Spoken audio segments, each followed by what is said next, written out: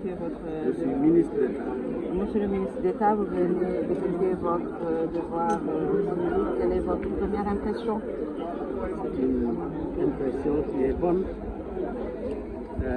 En tant qu'ancien ministre de l'Intérieur, ayant organisé des élections sans faute, j'ai constaté que le Sénégal, à travers le ministère de l'Intérieur et la direction des élections, et tous les acteurs de l'administration, jouent toujours le rôle républicain qu'on attend de lui pour l'organisation d'élections.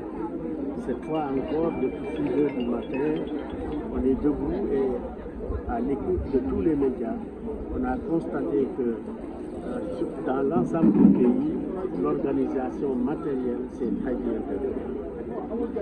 Le deuxième constat, c'est que le peuple sénégalais, dans sa maturité permanente de pays de paix, de sécurité et de stabilité, tous les citoyens qui sont des électeurs ont pris le chemin des centres de vote, des lieux de vote, des bureaux de vote pour remplir leur mission républicaine. Aujourd'hui, la troisième constatation, c'est que tout se déroule dans la paix jusqu'ici.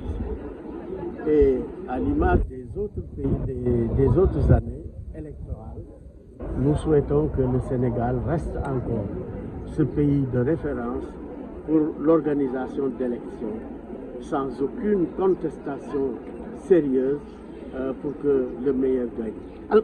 Alors, vous avez dit tantôt dans vos propos qu'en tant que ministre de l'Intérieur, vous aviez eu à organiser des élections. Êtes-vous surpris par cette affluence? Non, pas du tout. Vous savez que chaque année, il y a quand même un regain d'amélioration. C'est vrai que quand on lit le taux de participation électorale à travers les années, il y a des années où on a des hausses, des années où on a des baisses, mais depuis la dernière élection, on était à peu près à 66% de taux de participation. Et peut-être que cette fois-ci, on ira un peu autour de ce qui était déjà très bien.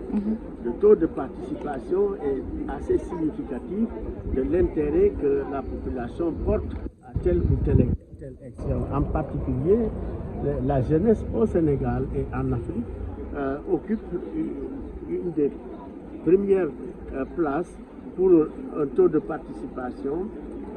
Si ce taux de participation augmente, c'est la prise en charge de sa responsabilité pour parler de la jeunesse.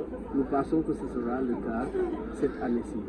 Alors, le chef de l'État, tantôt à Fatick, a voté et puis il a appelé la population à ne pas proclamer les élections et attendre les instances dédiées qu'elles proclament les résultats. Qu'est-ce que vous dites de ça? Non, son Excellence, le président Macky Sall, c'est un des experts électoraux du Sénégal. Mais je dois dire qu'au Sénégal, personne ne peut empêcher la proclamation des résultats de manière officieuse, parce que les résultats sont affichés au vu et au su de l'ensemble des populations, en particulier de la presse.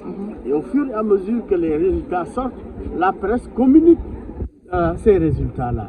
Donc, nous tous, le président de la République était avant ça, il était ministre de l'Intérieur, il a eu à gérer les élections jusqu'à ce qu'il devienne président de la République. Il sait qu'au Sénégal, la loi, telle qu'elle est constituée sur le plan de la gestion du processus électoral, permet à savoir à partir de 21h qui sera le candidat élu. Et donc ça, en attendant que l'ensemble de ces résultats fassent l'objet d'une déclaration officielle, parce que tous les départements qui ont ces résultats-là donnent ces résultats à la presse, n'est-ce pas, avant la proclamation définitive. Alors, donc, d'ici 21h, je suis convaincu qu'on saura qui est la première tendance. La tendance est irréfutable. Et je pense que le meilleur candidat, je crois sincèrement que c'est Amadou Ba.